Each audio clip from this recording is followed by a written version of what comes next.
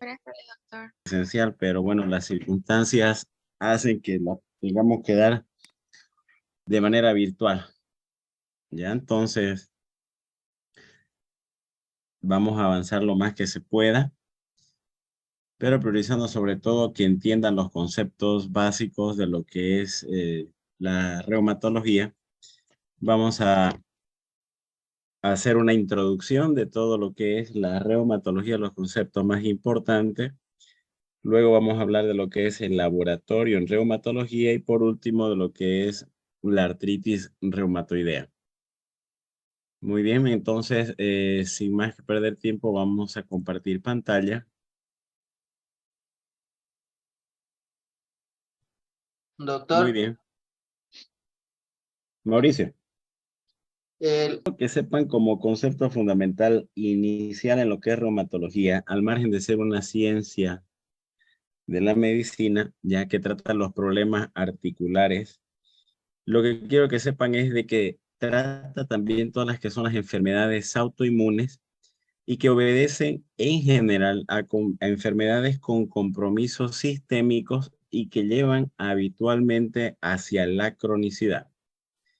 Esto quiere decir que muchas veces cuando una patología va enfocada solamente a un componente articular, trae consigo muchas veces manifestaciones sistémicas y además manifestaciones extraarticulares que puedan ser parte de esa enfermedad. Es por eso de que muchas veces diagnosticar una enfermedad reumatológica es muy complejo, no es tan sencillo, ya que se tiene que hacer muchas veces suma tanto de criterios y no tanto del diagnóstico laboratorial, ¿ya? Eso lo engloba inclusive de algunas dentro de sus enfermedades dentro de la reumatología, ¿ya? Incluso hay un libro que se llama libro de rarología, ¿ya? Un libro de enfermedades raras y muchas de ellas están dentro de lo que son las enfermedades reumatológicas. Bien, entonces sabiendo de que guarda un componente sistémico, muchas veces con compromisos de varios órganos, ya al que principalmente el paciente está viniendo, si está viniendo con componente articular, también pueden tener compromiso cardíaco, compromiso pulmonar, compromiso hematológico, compromiso hepatológico, neurológico, oftalmológico, etcétera. A eso me voy.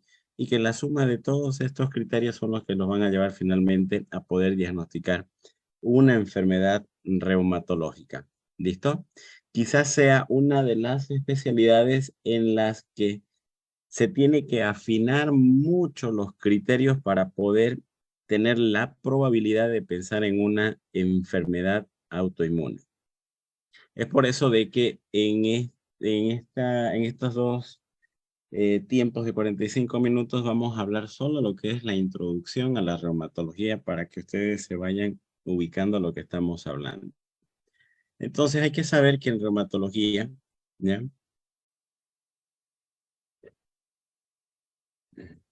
En reumatología, la historia y el examen físico completo y cuidadoso son fundamentales en la evolución de un paciente. Habitualmente los enfermos son seguidos en el tiempo en cuanto a la progresión de la enfermedad y en la respuesta a la terapia que se haya iniciado. Para ello se debe registrar sistemáticamente la información clínica de los síntomas, el examen físico y evaluar la capacidad funcional de estos síntomas. Dentro de lo que es la historia clínica, el motivo de la consulta se relaciona con las manifestaciones que más preocupa al enfermo, no siendo siempre la de mayor relevancia. Los síntomas y signos que habitualmente por los que consulta un paciente con problemas reumatológicos pueden estar dentro de este grupo, siendo el principal habitualmente por un dolor que puede ser articular, por rigidez, por tumefacción, por debilidad, por impotencia funcional o fatiga muscular. Si se dan cuenta, son síntomas demasiado inespecíficos y nada claros de una enfermedad.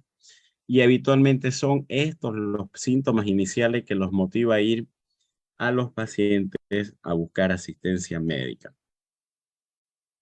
Las principales causas de consulta entonces en reumatología Vamos a ir desglosando todas las que acabo de hablar, ¿ya? Hablando del dolor y la impotencia funcional. Cuando hablamos del dolor, que es la manifestación que más habitualmente preocupa al paciente, depende de las vivencias previas al respecto y del umbral de cada enfermo. Para ello, el interrogatorio incluirá preguntas sencillas, concretas, que permitan evaluar las características de los síntomas.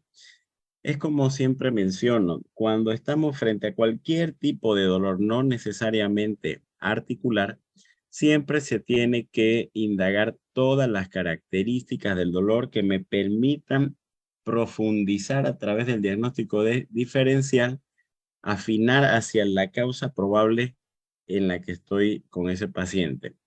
Cómo es su dolor, dónde le duele, si va hacia algún sitio en específico, desde cuándo, si le ha dolido en otras ocasiones, cuánto ha durado, si ha iniciado de forma progresiva o repentina, si lo relaciona el hecho con algún hecho concreto, en qué momento del día es más el dolor, qué cambios en su vida cotidiana se relacionan con el dolor, si se asocia el dolor con otras manifestaciones, qué tratamiento realizó para ese dolor, si calmó, no calmó. Entonces, todas las modificaciones y cambios que estén relacionados a dolores importantes, siempre registrarlas. Entonces, el síntoma principal puede ser un dolor articular o un síntoma sistémico general. Si es una articulación, la dolorosa, se debe preguntar por otras articulaciones con síntomas y por problemas articulares previos. Muchas veces la intensidad del dolor lo atribuyen más a una articulación, ya que puede haber otras articulaciones que sean menos la intensidad del dolor y que no lo manifiesta el paciente, sino que hagan hincapié específicamente a una. Es por eso que debemos preguntar siempre por el resto de las articulaciones. Como los enfermos habitualmente no consideran la columna ni la sacroiliaca como articulaciones, se deben preguntar dirigidamente por ellas. Entonces, ¿qué características se deben analizar? Nuevamente, sitio de origen, forma de comienzo, el tiempo de evolución, la intensidad, variaciones del dolor en el día y la noche, su relación con traumatismo o alguna actividad determinada, presencia de signos inflamatorios, repercusiones de la vida diaria del paciente, ¿ya? Las clasificaciones de los dolores habitualmente se los puede clasificar en agudos o crónicos. Agudos si tienen menos de 6 semanas de evolución y crónicos si llevan más de ese lapso, o sea, más de 1 mes y medio, en otras palabras. En relación a la localización del dolor, los podemos subdividir en superficial y profundo. Superficial, si nace en la piel, es bien localizado, se asocia a sensibilidad local o hiperalgesia. En cambio, el dolor profundo incluye el dolor musculoesquelético y el visceral, que presentan localización y distribuciones similares. Cuando el dolor es de origen articular, en este tipo de dolor, tanto los movimientos activos, que son los que el paciente realiza, como los pasivos, los que son con ayuda de un examinador, se alteran o se limitan, ¿ya? En cambio, cuando el dolor proviene de bursas y tendones adyacentes, la movilidad activa puede estar limitada, pero la pasiva se mantiene relativamente indemne. Y a la palpación se encuentran puntos dolorosos, que esto sí es importante, que lo llamamos nosotros puntos gatillo. Eso quiere decir de que en reumatología, cuando hay un dolor de la articulación, no significa que sea el hueso como tal el que esté causando el dolor como tal, sino que también tengo que investigar a través de ciertos puntos dolorosos, como ven en esta imagen, ya, si no son las estructuras que están dentro de la articulación las que también están inflamadas, y si estos están relacionados con una actividad en específico. A eso se llaman entonces puntos gatillos. Factores que provocan y alivian el dolor, entonces aquí pueden ser las posturas o esfuerzos inadecuados, el frío o el calor, conflictos emocionales, el sobrepeso, los tratamientos que se hayan iniciado. ¿Qué tipos de dolor pueden ser? Pueden ser un dolor de origen inflamatorio, mecánico, psicógeno o causálgico, siendo los que más van a ver ustedes de tipo inflamatorio y mecánico, y al final de todas las láminas vamos a ver las diferencias que me parecen recontra importante que ustedes la conozcan. Pero vamos a ir desglosando, sin embargo, cada una de estas, y al final les voy a mostrar en una tablita. El inflamatorio habitualmente es típico de la artritis reumatoidea. es aquel dolor articular que persiste en reposo e incluso interrumpe el sueño y mejora con la actividad. Es lo que se llama el fenómeno GEL. Ya, o el fenómeno, sí, fenómeno GEL habitualmente le llaman. O fenómeno ICE, algunos le dicen, hielo. Y eso se da por la rigidez que tienen durante toda la noche. La articulación está inmovilizada, o sea, porque estamos dormidos, está en una sola posición, principalmente las manos, ¿ya? Cuando despiertan, entonces comienzan a mover las manos y comienza a aparecer el dolor. ¿Listo? Y a medida que voy haciendo movimientos con el paso de las horas, comienza a ablandarse la articulación y disminuyendo el dolor. Ya entonces a eso se refiere que mejora con la actividad. Es el dolor característico en las artritis reumatoidea. En cambio, el dolor mecánico es el de las artrosis. Se presenta al iniciar la actividad durante breves minutos y disminuye con el movimiento y reaparece al sobrecargar la articulación. El dolor psicógeno no hay un factor etiológico definido, no fluctúa con el reposo o la actividad, la respuesta al placebo y analgésico es irregular, no interrumpe el sueño, puede conciliarlo. Son habitualmente en aquellas personas que tienen factores emocionales bastante intensos, son personas bastante ansiosas, depresibles, muy emocionales, en otras palabras, nerviosas, que siempre quieren tratar de llamar la atención con este tipo de dolor, ¿ya? Entonces se quejan habitualmente de muchos dolores para llamar la atención y atribuyen al dolor a una zona en específica. Sin embargo, si uno no le pregunta y las ve realizando sus actividades, pues pareciera que no tuvieran absolutamente nada. El dolor oncológico es una combinación de distintos mecanismos patogénicos con dolor profundo, secundario irritación de receptores nociceptivos por invasiones metastásicas y el dolor neuropático por invasión de estructuras centrales que es urente. El quinto son los síndromes dolorosos causálgicos que incluyen la causalgia y la distrofia simpática refleja. Y esto es debido a la afectación de un nervio periférico por un traumatismo. A ver, los dolores causálgicos que se acompañan con distrofia simpática refleja. La distrofia simpática refleja se ve en aquel paciente que tiene un ACV o tiene un trauma encefalocraniano grave, está postrado, está hemiparético, pero le duele la espalda, pero no moviliza la mitad del cuerpo. Ya entonces es una distrofia simpática que por reflejo le duele. Ya entonces, y está también relacionado con las causales. Tiene que haber una causa en específica que origine ese dolor o está relacionado con traumas. Entonces, un dolor, la distrofia simpática refleja, se caracteriza por un dolor urente intenso en una extremidad. ¿Ya? Puede ser también síndrome hombro-mano y se asocia a traumatismo, hemiplegia, accidentes cerebrovasculares y pueden ir acompañados de tumefacción, cambios cutáneos vasomotores o pseudomotores.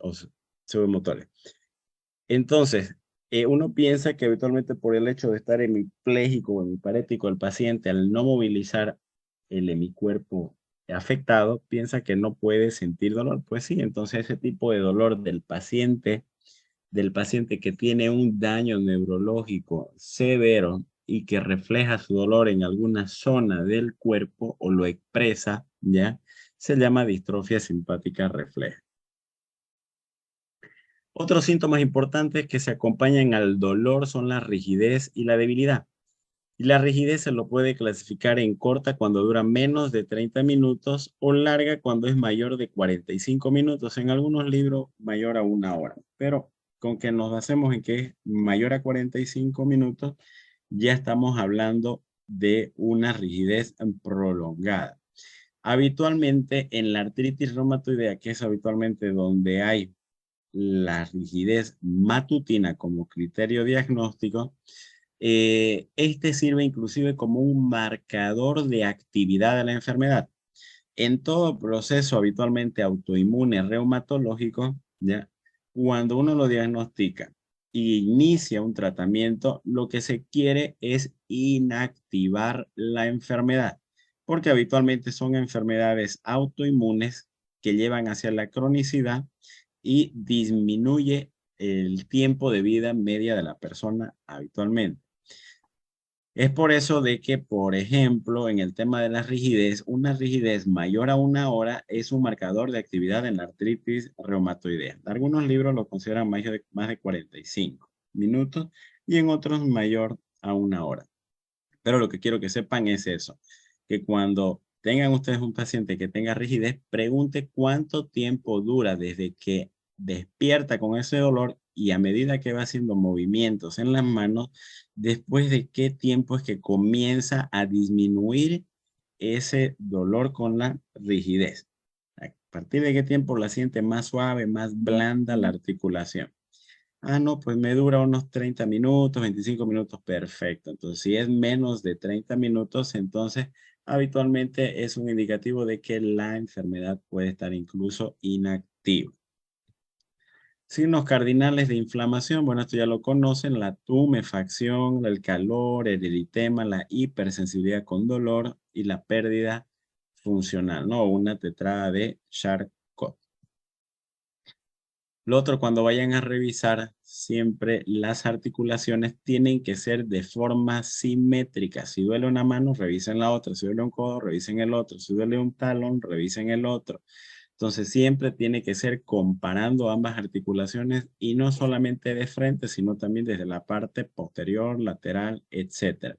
Entonces, como se pueden dar acá a nivel del tendón de Aquiles, ¿no es cierto? En el lado izquierdo, se aprecia toda la longitud del tendón de Aquiles sin signos inflamatorios en relación al lado derecho, donde está totalmente aumentado de volumen, ¿cierto? Y se correlaciona en una de frente o frontal con el aumento de volumen bilateral. Salud.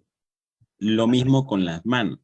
En las personas que habitualmente tienen colagenopatías o enfermedades autoinmunes, siempre se van a fijar que las manos suelen tener la forma de una salchicha o dedos en salchicha, y esto se da por la tumefacción ya que tienen de los dedos. Entonces, si se dan cuenta, es más brillante, más engrosado y la parte final suele ser más fina y redondeadita. ¿Ya? Entonces, son datos de tumefacción articular. Entonces, en cambio, los procesos degenerativos crónicos se caracterizan porque los signos inflamatorios son escasos y poco destacados. Esa es una característica importantísima. Cuando hablamos de procesos degenerativos crónicos, estamos hablando de artrosis. En la artrosis no hay inflamación. El paciente que tiene artrosis no tiene esta tetrada de Charcot. La persona que tiene esa tetrada de Charcot habitualmente la que tiene artritis reumatoidea o si no un cuadro agudo de dolor articular, que puede ser por un golpe, que puede ser por una gota, una pseudogota, ¿ya? O una artritis séptica, etcétera. ¿Listo? En relación a la evolución hay que ver, ¿no? Cuántas articulaciones son las que abarca, cuáles articulaciones, en qué orden se fueron afectando, sucesivas o simultáneamente, si el compromiso es simétrico o asimétrico, ¿no? Eso me refiero a la forma como ustedes tendrían que ir describiendo ya en su historia clínica las afectaciones articulares que la persona va teniendo, ¿ya? Entonces aquí le traigo una terminología. Cuando hablamos del sufijo algia, estamos hablando de la presencia del dolor, itis, de inflamación, artralgia, de un dolor articular sin evidencia inflamatoria. Cuando hablamos de artritis, estamos hablando de un dolor articular, pero acompañado de inflamación. Ojo con esta diferencia. Mialgia, dolor muscular, miositis, dolor más inflamación y polialgia, dolores difusos o no bien definidos musculares. Según el número de articulaciones afectadas, las artritis se pueden clasificar en monoartritis cuando es una sola articulación, oligoartritis más de una y menos de 5, poliartritis cuando son más de 5 articulaciones. Y a su vez ya habíamos dicho que estas pueden ser agudas si es menos de 6 semanas o crónicas mayor a ese tiempo. ¿Listo? Entonces, por ejemplo, acá en esta rodilla, ¿qué les llama la atención?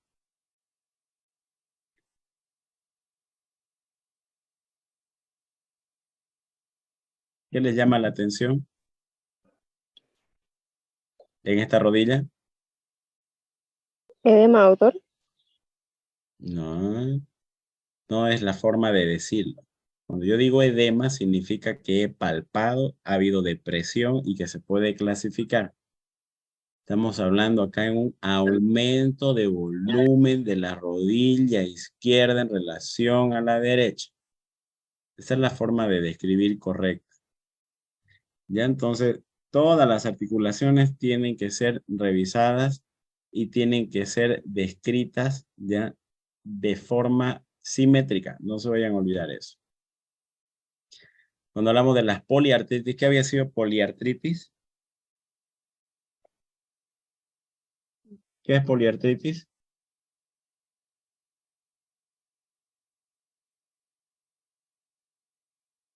Afectación en más de 5 articulaciones. ¿Qué significa el término itis?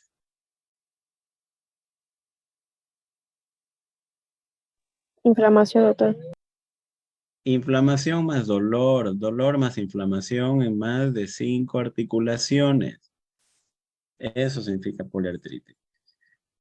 Puede ser de comienzo brusco, afectando varias articulaciones simultáneamente o de carácter aditivo, que significa de que una articulación se suma a la otra. O puede ser migratoria, en que una inflamación salta de una articulación a otra, dejando indemne la que se había afectado inicialmente. El ejemplo característico de una artritis migratoria es la fiebre reumática, ¿no es cierto? Afecta grandes articulaciones y habitualmente esa inflamación, que no suele ser simétrica, ¿ya? Duele 2 semanas, pasa el dolor y salta a otra articulación, dejando sin secuelas la articulación previamente afectada. ¿Listo? Entonces, esos datos siempre hay que tomarlo en cuenta. ¿Duelen las 2 rodillas?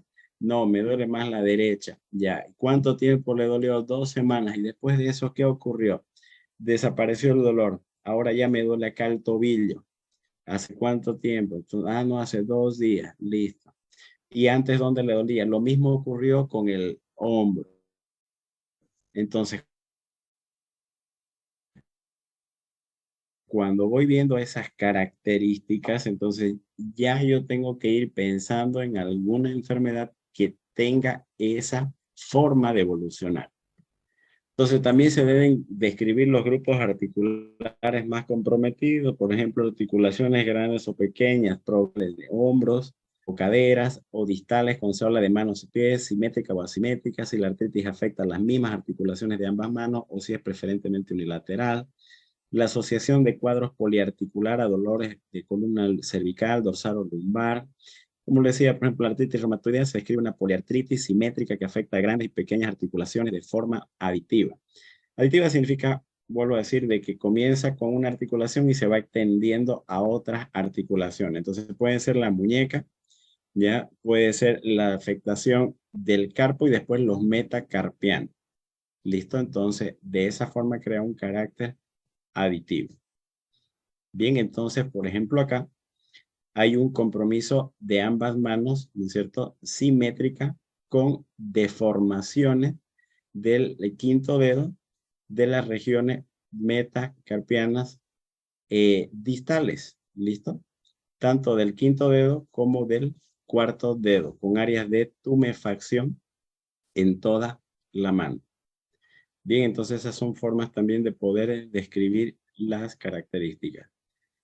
Ya, entonces, como habíamos visto, la enfermedad reumática o la fiebre reumática es una poliartritis migratoria. Lo otro es la espondiloartritis anquilosante. Si bien compromete articulaciones periféricas, lo más destacado es el dolor en la columna, habitualmente dorso lumbar con irradiaciones atípicas, comprometiendo también la cara anterior del tórax. Las polimialgias reumáticas afectan a pacientes mayores a 50 años con rigidez de la musculatura proximal, que es lo más destacado que conduce a la postración, ¿no? Entonces, hay en ciertas enfermedades como esta, por ejemplo, la polimialgia reumática, que afecta todo lo que es la cintura pélvica y la cintura escapular. ¿Qué significa eso?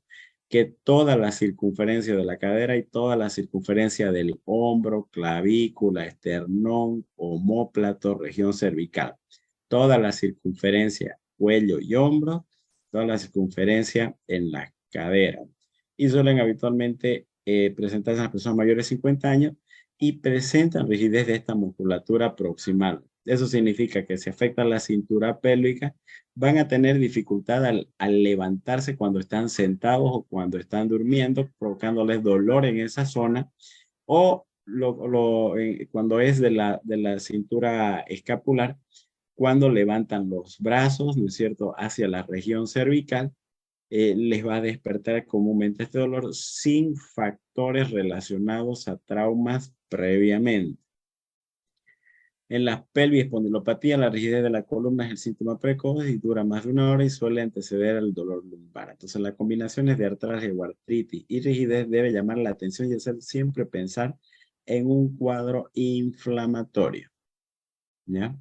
Otro dato que muchas veces es tomado muy superficialmente y lo atribuyen habitualmente a la debilidad como si le faltara hierro. Tiene anemia, bueno, está débil por eso, ¿no? O no ha comido, o su glicemia está baja.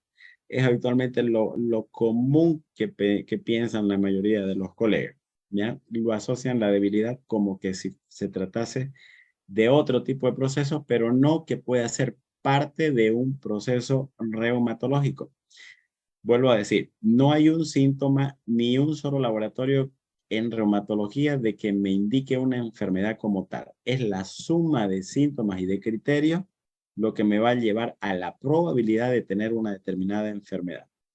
Por eso que la debilidad o sensación de falta de fuerzas que se caracterizan las afecciones musculares y neurológicas puede afectar algunas artropatías. Entonces, en primer lugar, se debe excluir las causas sistémicas de debilidad, causas cardiovasculares, anemia, hipotiroidismo, metabólica, etc. Cáncer, depresión, las miopatías también tienden a causar debilidad, dolores proximales o simétricas de la cintura pélvica o escapular, ¿ya? Entonces, si bien sí se tiene que descartar, pero me tiene que llamar la atención cuando la debilidad se acompaña de otras manifestaciones reumatológicas. Enseguida viene la tumefacción, que es la hinchazón o aumento de volumen, que generalmente se acompaña de dolor.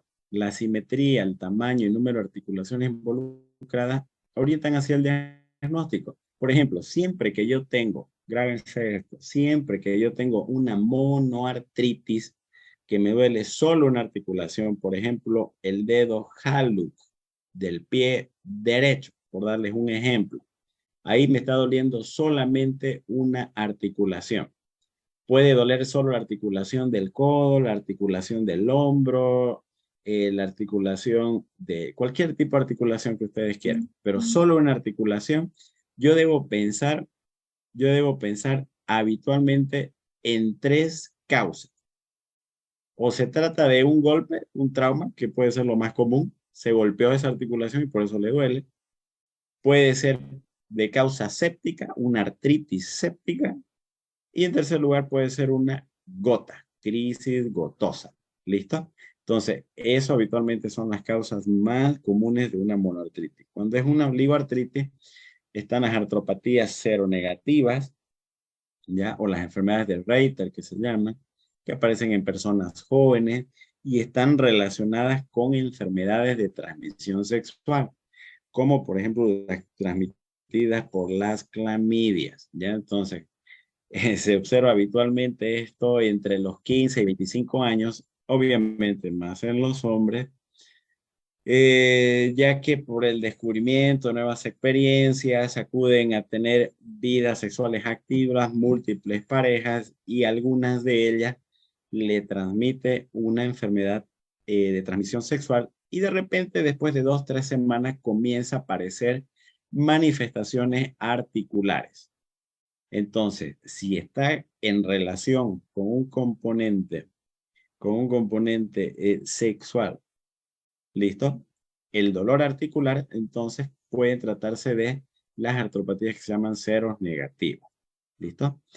Luego, la policausa de la poliartritis, entonces ahí están las artritis reumatoideas. El compromiso nuevamente pueden ser aditivo, artritis reumatoidea, enfermedades de tejido conectivo, migratorio en fiebre reumática y intermitente también puede ser el dolor en caso de gota, reumatismo palindrómico, psoriásica, etc. Otro de los síntomas es la incapacidad o impotencia funcional. que se refiere como la debilidad o sobre todo limitación en la movilidad, ¿ya? Que expresa la imposibilidad de realizar parcial o totalmente movimientos habituales. Y esto puede deberse a procesos musculares, articulares, neurológicos, aislados o combinados. Por ejemplo, ¿no es cierto? Una impotencia funcional de la rodilla.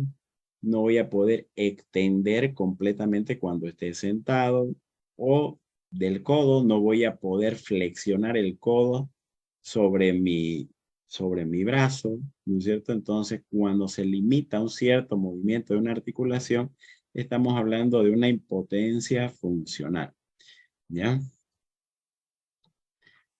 Otro de los síntomas que es bastante frecuente en patología reumatológica es la fatiga. Y a veces es muy mal confundida o interpretada también esta, ¿no? Porque muchas veces decimos, ay, siento fatiga, pero la fatiga habitualmente se los confunde con el suspiro. Ya entonces resulta de que siento fatiga, me duele el pecho, no puedo meter bien el aire. Ah, ya, ¿y qué pasó? No, es que me terminó mi pareja. Bueno, entonces es una disnea suspirosa esa, ¿no? De causa emocional. Y así, digamos, puede ser confundida la fatiga por un tema habitualmente relacionado a una situación aguda de estrés emocional, confundida. De esa manera es que habitualmente confundida la fatiga con el suspiro. Pero ¿qué vendría a ser en sí la fatiga? Es referida como la sensación de disconfort que obliga a incrementar los periodos de reposo. Y no necesariamente tiene que haber problemas cardiovasculares, y la persona tampoco tiene que tener problemas emocional que justifique este síntoma. Y como le digo, la fatiga por sí solo tampoco me va a orientar a nada. Tiene que ir acompañado de diferentes síntomas para que yo vaya a sumar criterios. Entonces, sensación de disconfort que obliga a incrementar los periodos de reposo. Nuevamente, la anamnesis entonces se complementa con la búsqueda de factores desencadenantes, antecedentes hereditarios, ingestión de medicamentos, exposición a agentes físicos o químicos, situaciones emocionales complejas, y con la revisión por sistema en búsqueda de otros síntomas y signos que pueden acompañar al cuadro doloroso. Otros síntomas que se pueden acompañar a los síntomas reumatológicos más frecuentes. Puede venir acompañado un dolor articular con fatiga, con incapacidad funcional y fiebre. ¿Ya? Entonces, si yo tengo un dolor monoarticular en el dedo halo, secundaria caída de un martillo en el pie del lado derecho, y que después no le tiré importancia, y que después de 12 horas aumenta la intensidad del dolor y aparece fiebre, ya entonces yo ahí sí que tengo que pensar en que hay un problema ya no solamente articular doloroso como es una monoartritis, sino que también debo pensar que puede haber un proceso infeccioso asociado en esa articulación. Puede haber disminución de peso, fatiga, cefalea, alopecia, exantemas, fotosensibilidad, nódulos, fenómenos de Raynaud, seroftalmía, serostomía, o sea, resequedad de la lengua o de los ojos, inflamación ocular, trastornos visuales, mucositis, serositis, carditis, nefritis, colitis, uretritis.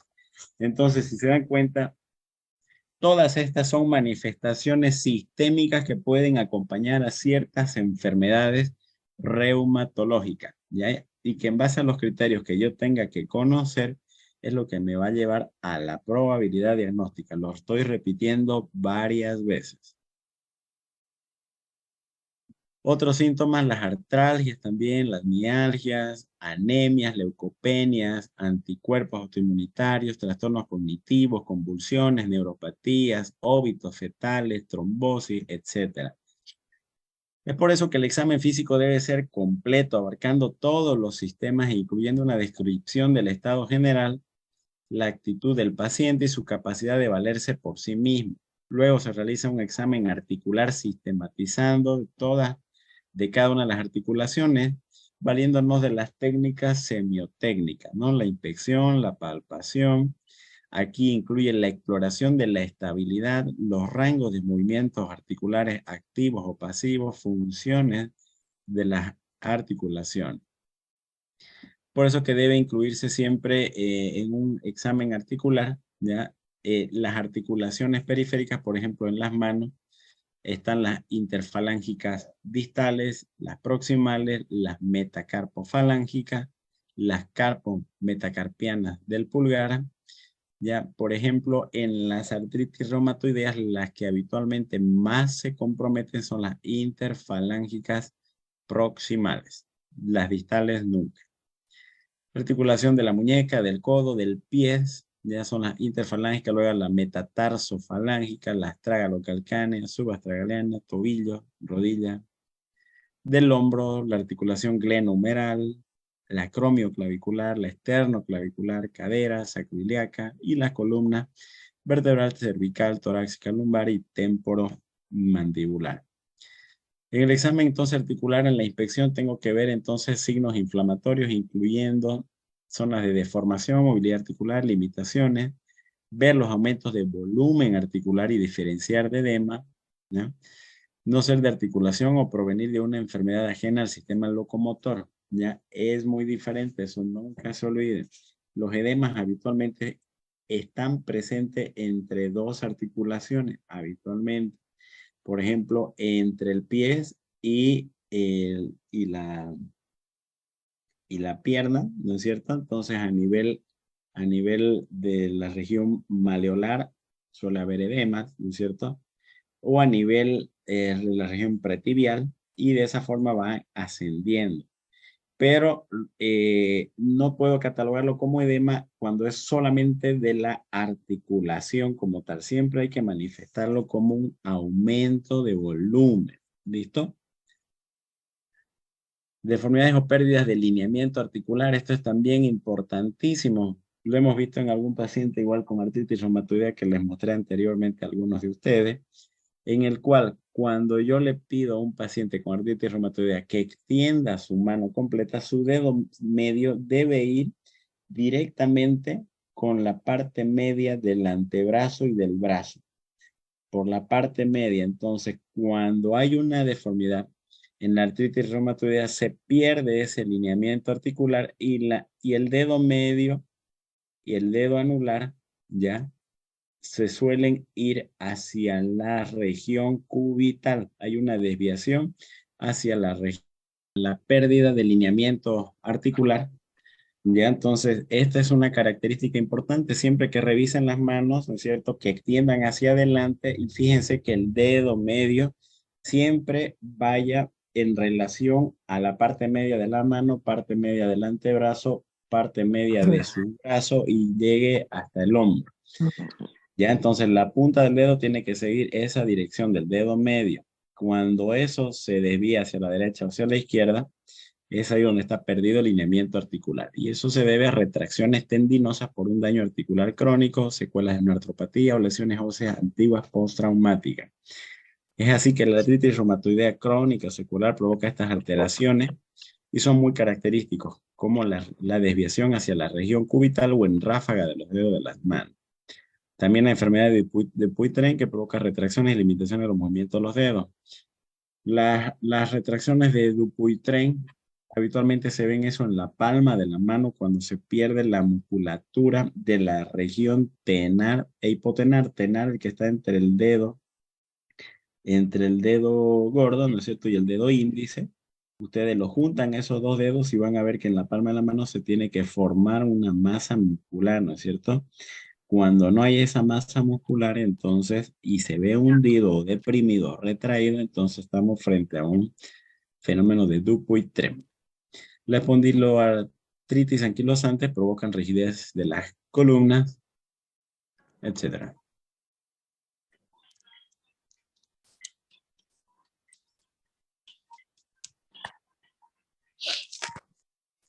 Esto es lo que le decía, la pérdida de lineamiento articular, ¿ya? Entonces, esta es la parte media en la que tienen que fijarse. que tiene que ir en relación con el dedo medio de ustedes. En este caso, ¿no es cierto? El dedo medio está desviado hacia la región cubital, al igual que los otros dedos. Cuando hay esto, entonces estamos hablando ya de un proceso crónico. Hay un proceso crónico donde está perdido automáticamente el lineamiento articular y eso no va a volver nunca más a lo normal. Bien, entonces este es un dato muy habitual. Ustedes han visto muchos de sus compañeros quizás que caminan como que jorobados, ¿no es cierto? La forma como uno camina, ¿ya? Que tiene que ser recta y brotando pecho, como se dice, ¿no es cierto? ¿Ya? Llevando siempre los hombros hacia atrás. Esa es la posición correcta en realidad en la que uno debería caminar normalmente. Sin embargo, y eso hace que se le dé la forma a la columna de una S, ¿cierto? Sin embargo, cuando yo adopto posiciones viciosas, ¿ya? De caminar jorobado, eso en el tiempo, ¿no es cierto? Se va adaptando mi organismo, se va acostumbrando y se va anquilosando y se va destruyendo completamente, haciendo que el resto de las articulaciones también para alcanzar un equilibrio medio se adapten a esa posición. Entonces, si nosotros vemos que tenemos un tórax, ¿no es cierto?, más brotado, vale decir, más recto, los hombros hacia atrás y la columna recta, ya entonces voy a tener también un lineamiento recto hacia el suelo. Entonces estoy creando una estabilidad. Pero cuando me comienzo a encorvar, comienzan a adoptarse posiciones viciosas, donde se pierde prácticamente con el tiempo ese lineamiento y acaban con más problemas articulares la persona por no adoptar una buena posición desde tempranas edades. Mucho cuidado con eso. A la palpación, entonces, siempre hay que corroborar la ubicación del dolor, contribuye a definir si el dolor corresponde a una patología articular o es periarticular, si es tendón, si es bursa, si es hueso, si es muscular. Se puede inclusive pesquisar las crepitaciones o roces en el caso de los dolores de rodillas.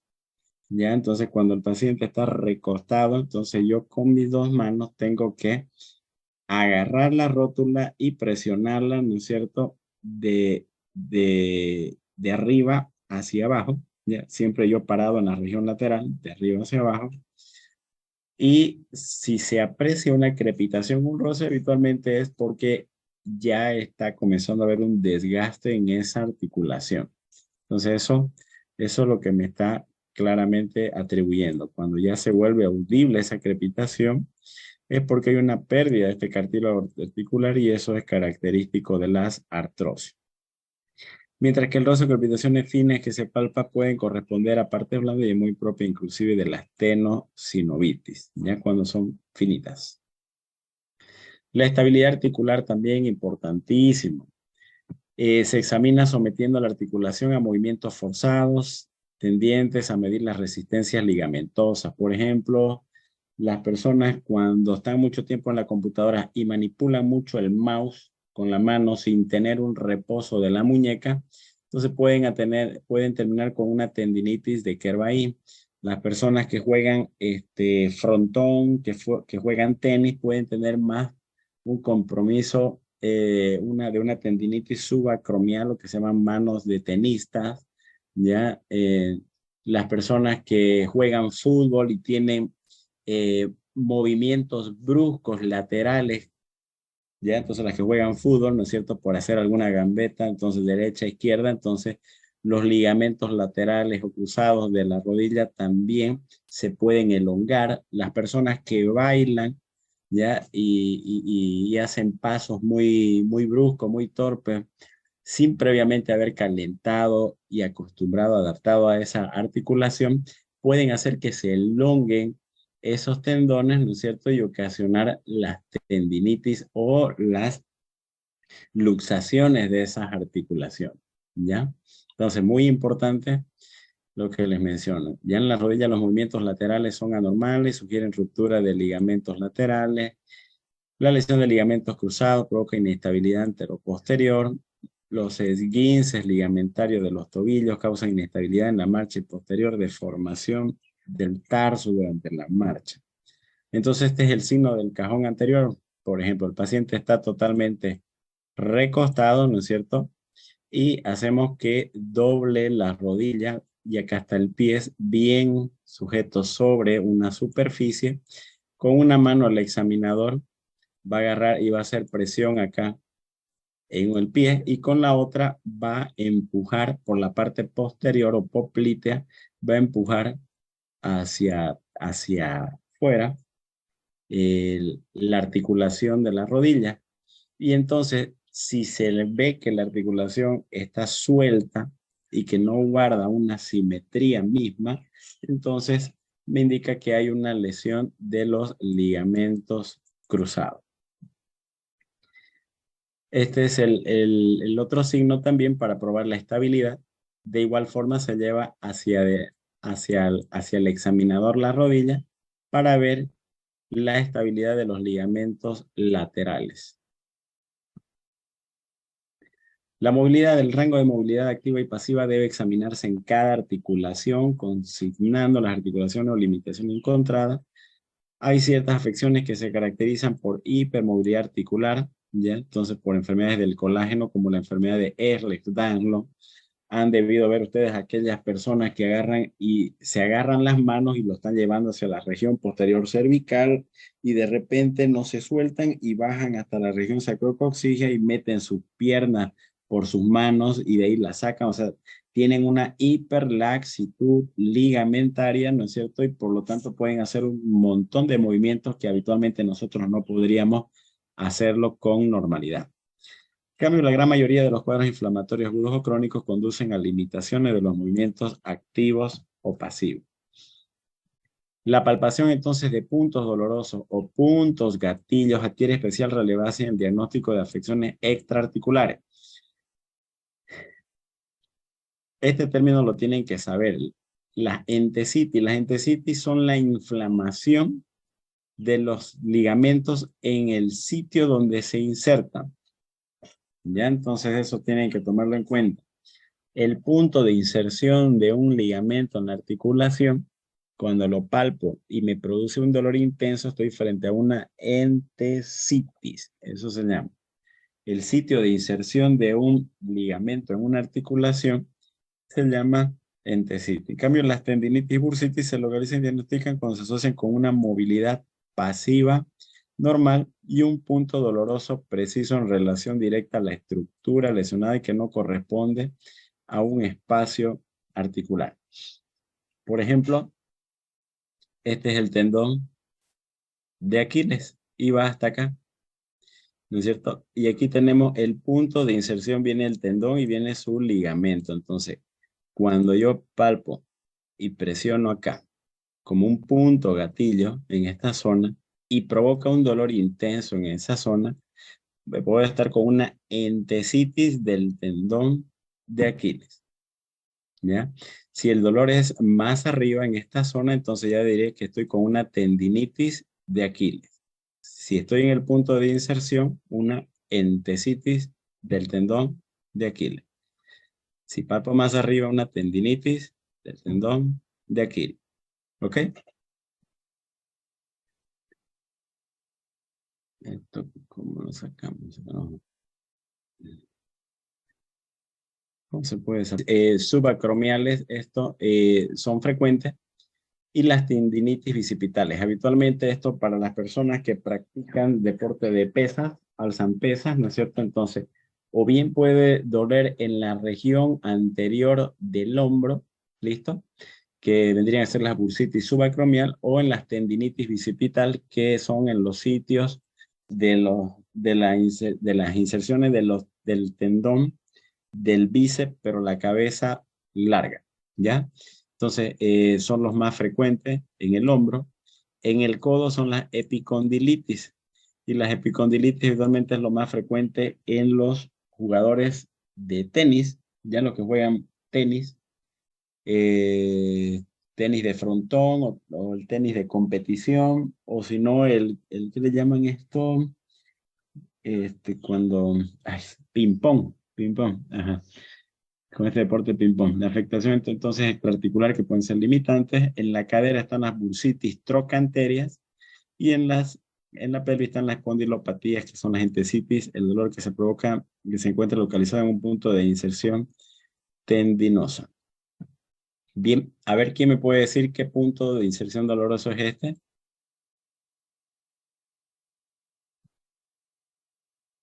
Esa es una bursitis subacromial.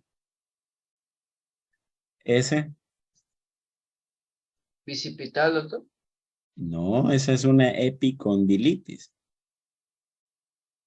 Esa es una epicondilitis. Ya, entonces son los famosos dolores de los tenistas. Ya, habitualmente ahí es donde suele doler.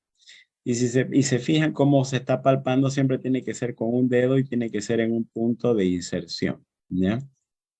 Y siempre hay que comparar si tiene el mismo dolor en el lado contralateral o es solamente unilateral. Ahí, esa es trocanteria, ¿no es cierto? Hay otro tipo de dolor que se llama el dolor talar o talalgia en la planta de los pies. Habitualmente esto en las personas mayores y sobre todo en las mujeres. ¿Por qué en las mujeres? Las mujeres habitualmente utilizan tacos y más todavía cuando van a fiestas, ¿no es cierto? Exponen todo el peso de su cuerpo sobre la parte anterior de la planta del pie.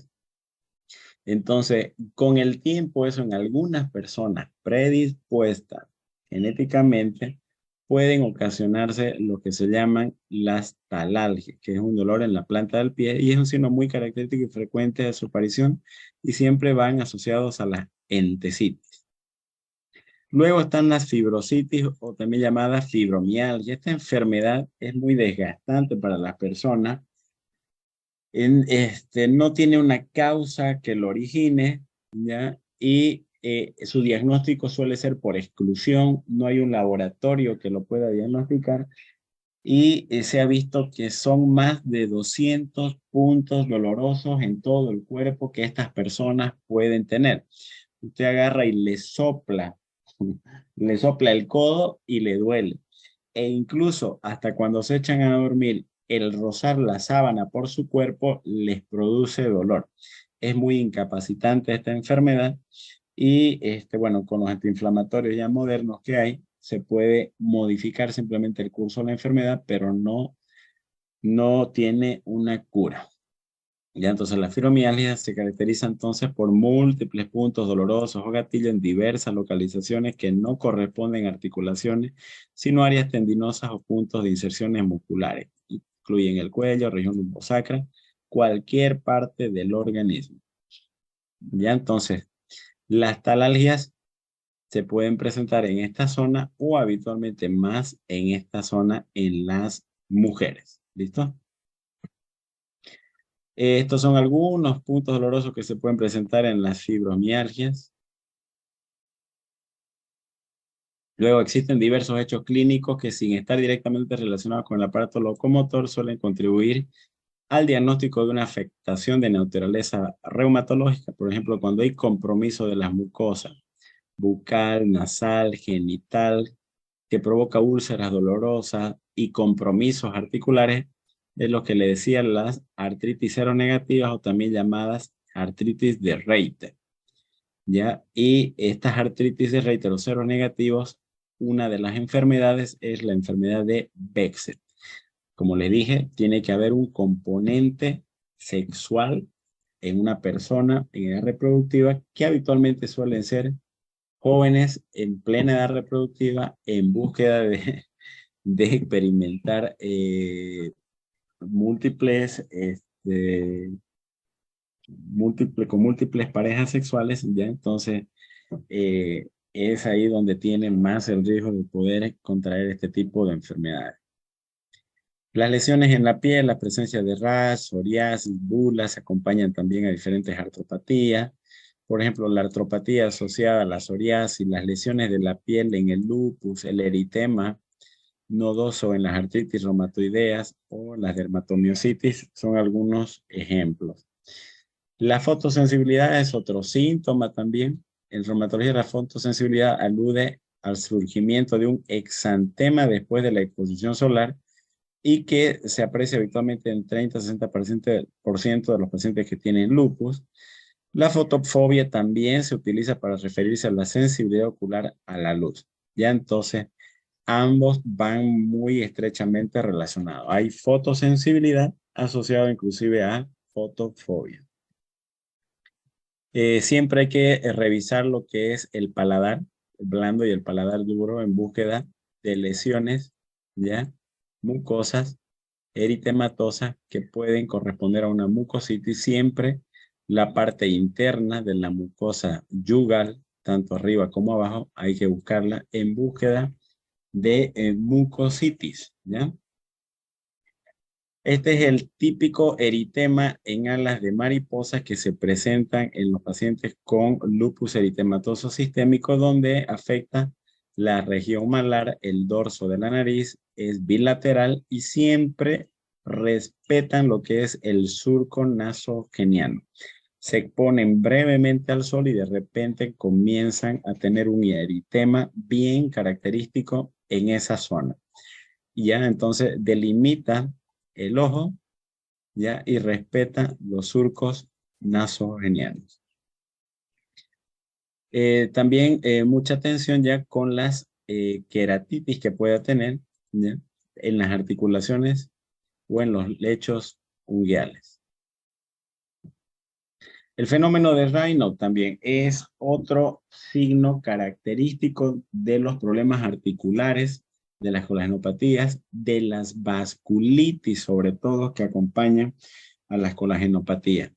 Es por eso una vasculopatía que se caracteriza por una isquemia transitoria inducida por condiciones extremas.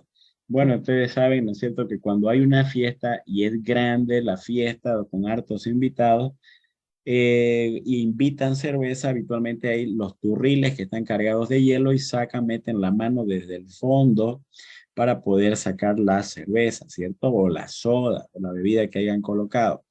En estas personas lo que va a ocurrir, ¿ya?, es de que les va a provocar un dolor tan intenso en la mano al exponerse a un frío extremo, ya, un dolor tan intenso con poco tiempo de haberse expuesto. Meter la mano y haberla sacado le va a provocar un dolor muy intenso que va a seguir una cronología.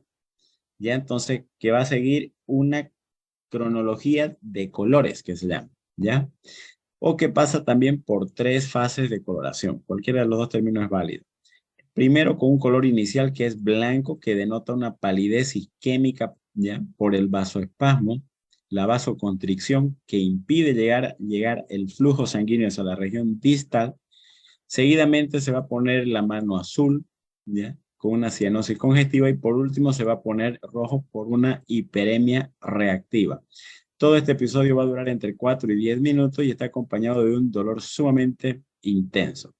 Ya entonces, este fenómeno de Raynaud se correlaciona mejor con la palidez cadavérica de los pacientes isquémicos, aquellos pacientes que han fallecido. No sé si se han dado cuenta, las manitos suelen pasar también por este proceso, ¿ya? Entonces, mucho ojo, si viene un paciente con fatiga, dolores articulares, pérdida de peso, manifestaciones oculares, carditis, mucositis, poliartritis, y de repente hay fenómenos de Raynaud, entonces cuidado, porque aparte del compromiso articular puedes tener también manifestaciones de otras enfermedades autoinmunes relacionados a los vasos sanguíneos. Se llaman vasculitis, inflamaciones de los vasos sanguíneos de pequeño calibre, o también pueden ser de grande calibre. Hay de vaso pequeño, de vaso mediano o de vaso grande las vasculitis.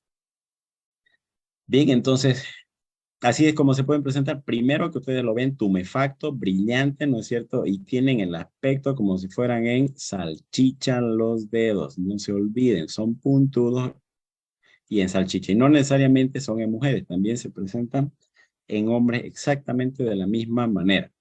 Bien, ¿quién me puede decir cuáles son las 3 fases cronológicas de los colores en los fenómenos de Raynaud?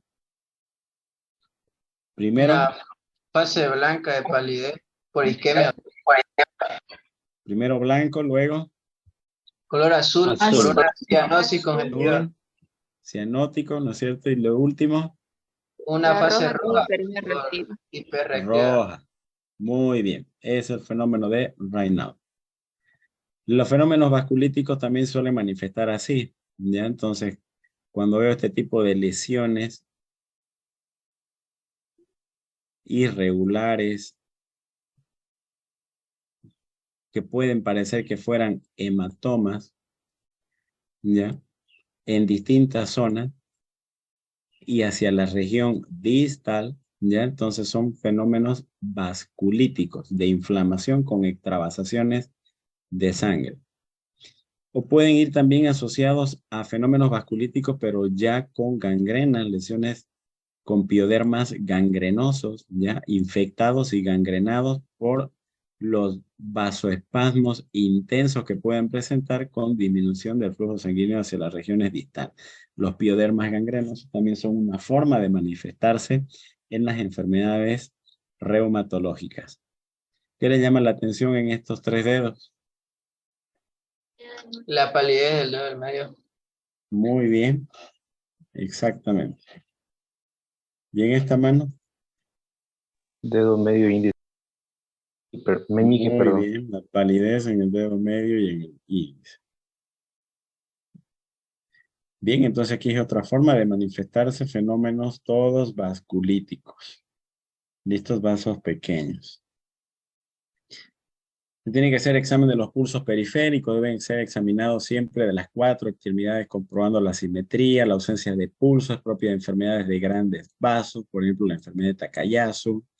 La arteritis de la temporal puede provocar ceguera por inflamación de las arterias temporales si no se diagnostica y trata precozmente. Muy frecuente en personas mayores de 50 o 60 años que suelen acudir con cefaleas persistentes y dan la impresión de que el dolor que presentan en la cabecita al ser hemicraneano, ya sea del lado derecho o lado izquierdo, lo más importante es palpar la arteria temporal. Y si esta está engrosada, está dura y provoca dolor a la palpación, pues el diagnóstico está hecho, es una arteritis de la arteria temporal. ¿Y saben qué es lo más gracioso? Si bien esto ocurre más en las personas mayores de 40 a 50 años, lo que te ayuda habitualmente en este tipo de personas es que ya comienza a caérsele el cabellito y puedes ver el recorrido de la arteria temporal, que inclusive te está latiendo. En algunos casos no te está latiendo, pero se la ve el trayecto y están endurecidas cuando las palpas. El detalle es cuando no se ve este trayecto y piensas simplemente que se trata de una migraña. Le das tratamiento para la migraña por el dolor repetitivo, constante de cabeza que tienen y no mejoran. Y lo más sencillo de esto en cuanto uno hace el diagnóstico es de que el tratamiento es solamente aspirina, más nada. El examen ocular también, el daño ocular, la sequedad, la conjuntivitis, la iridociclitis, uveitis pueden conducir a maurosis, pueden preceder o acompañar posterior a afectaciones reumatológicas. Las conjuntivitis también propias del síndrome de Reiter, las iridociclitis y la uveitis en las artropatías reumatoideas juvenil, las pelvis pondilopatías o en las enfermedades de Behçet. La sequedad ocular, que es la xeroftalmía o bucal xerostomía, habitualmente se suelen observar en el síndrome de Sjögren. Y esto se da por una infiltración de las glándulas lagrimales o salivales que provocan resequedad en estos lugares. Ya, entonces, habitualmente el ojo es seco, ¿listo? La lengua seca. ¿Qué se llama cuando la lengua es seca?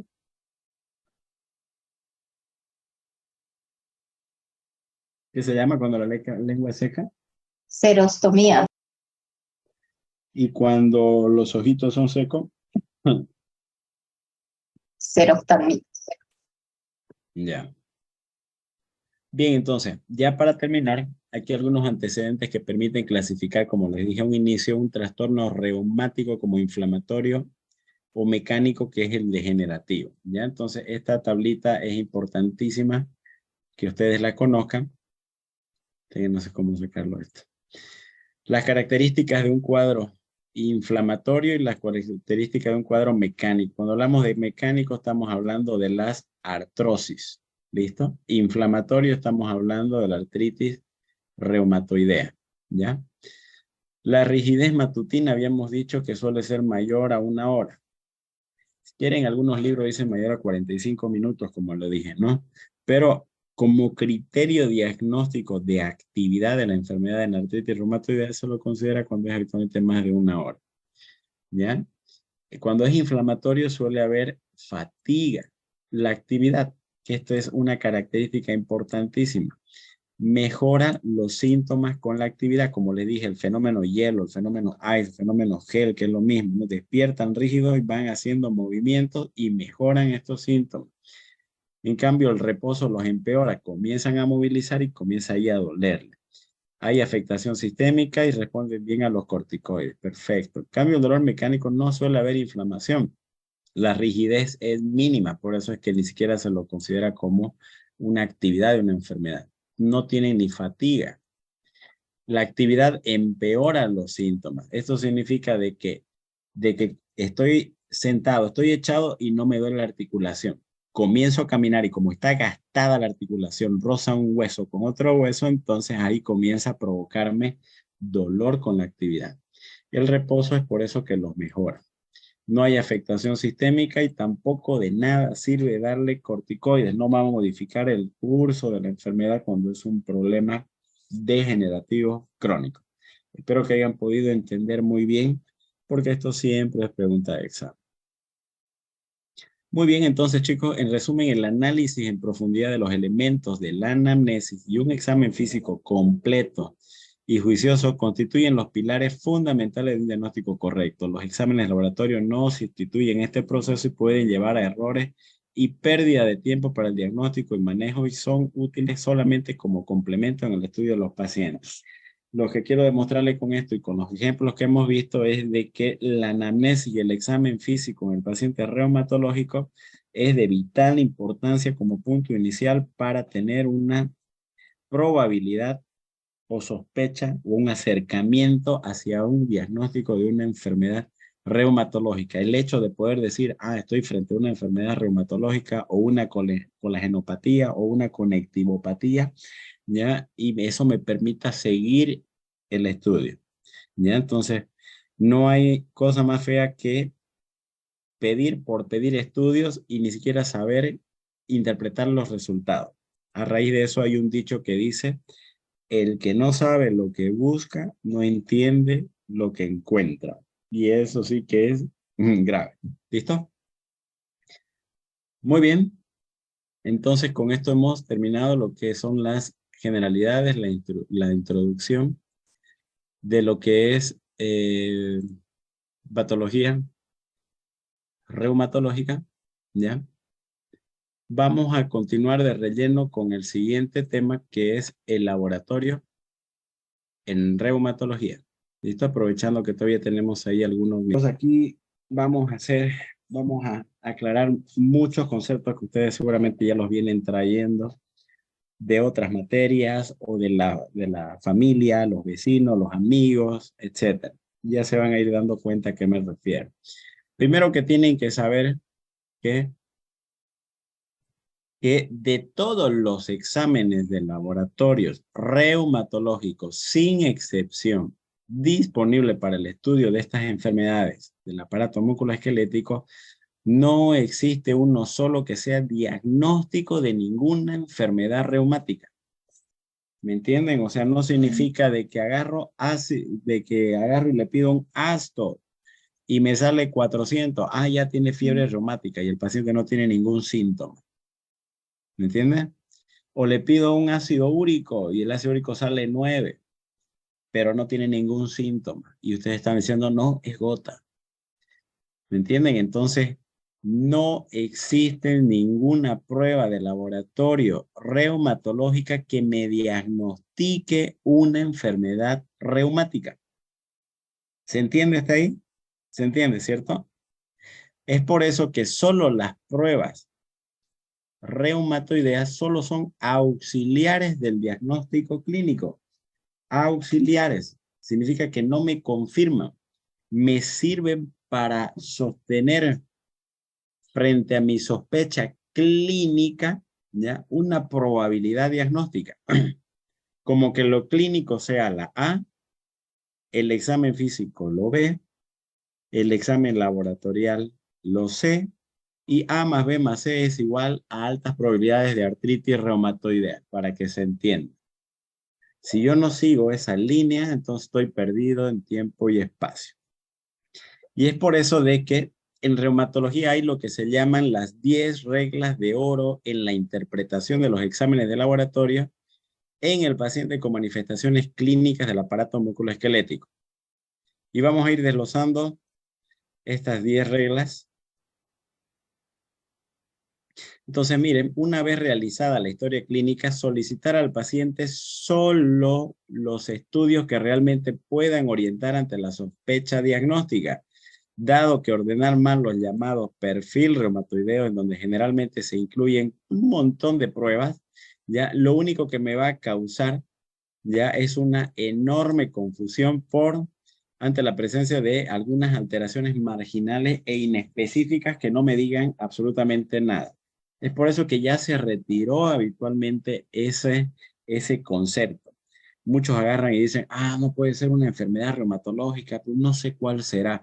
Le vamos a pedir un perfil reumatoide. Y el perfil reumatoide va a venir a ser velocidad de cimentación globular, proteína C reactiva, ácido úrico, antiestreptolicina, factor reumatoideo, anticuerpos antinucleares, calcio.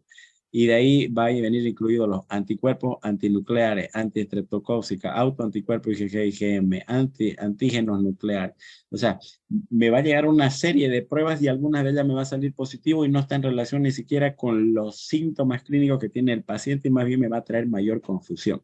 Es por eso que yo solicito los estudios en base a lo que tiene el paciente y yo esté sospechando. No voy a pedir un montón de pruebas por pedir. Primer punto. Primera regla de oro. Segunda regla de oro. Dado que existen numerosas enfermedades y condiciones que cursan con elevación del ácido úrico en suero, la presencia de hiperuricemia no es equivalente al diagnóstico de gota. ¿Se entendió? La presencia de hiperuricemia no es equivalente al diagnóstico de gota. Así como el fenómeno contrario, hay crisis gotosa con ácido úrico normal. Ya están dándose cuenta, ¿no es cierto? Ya están comenzando a darse cuenta. Miren, entonces, acá en el punto número 3, cifras normales de ácido úrico no descartan la presencia de gota. 10% de los pacientes con un cuadro agudo de gota tienen valores normales de ácido úrico, lo que acabo de mencionarles. Crisis gotosa con ácido úrico normal y personas con hiperuricemia que no tienen gota. Es por eso de que ya hay que tomar en cuenta estos puntos que son tremendamente importantes. Número 4, y esto los va a sacar a ustedes del lugar. Un título elevado de antiestreptolicina, que es el famoso ASTO. Le piden ASTO a su abuelita de 70 años y le sale positivo y le dicen, tiene fiebre reumática, abuelita, su penicilina cada mes el resto de su vida. Pobre abuelita. Donde solamente una antiestreptolicina indica que ha tenido una infección en los últimos 6 meses y no equivale al diagnóstico de fiebre reumática. ¿Se dan cuenta? Entonces, importantísimo lo que estamos mencionando en relación a las reglas de oro. Número 5, la positividad de un determinado factor reumatoideo no es equivalente al diagnóstico de artritis reumatoidea, ya que hay otras enfermedades reumáticas y no reumáticas que pueden también hacer que el factor reumatoideo se vuelva positivo. Un simple golpe, el jugar fútbol, una salmonelosis, ya pueden hacer de que el embarazo inclusive salga el factor reumatoideo positivo. Además, siempre debe tenerse presente que hasta el 10 a 15% de la población general mayor de 60 años puede tener títulos bajo el factor reumatoideo. Y ello no implica de que el paciente tenga artritis reumatoidea. Por eso, todo lo que les estoy demostrando es de que siempre la clínica, como la madre de la medicina, tiene que ir como una fuerte sospecha para que yo pida los laboratorios exactos y me puedan corroborar mi sospecha clínica que yo tengo. Ya entonces, ya lo saben, en relación al factor reumatoideo, al asto, al ácido úrico, al no pedir estudios reumatológicos por pedir, etc. Otro punto, la negatividad del factor reumatoideo no excluye tampoco el diagnóstico de artritis reumatoidea. 20% de los pacientes con la enfermedad no muestran dicha alteración serológica y eso no significa que no tengan artritis reumatoidea. Hay otras pruebas que son mucho más específicas.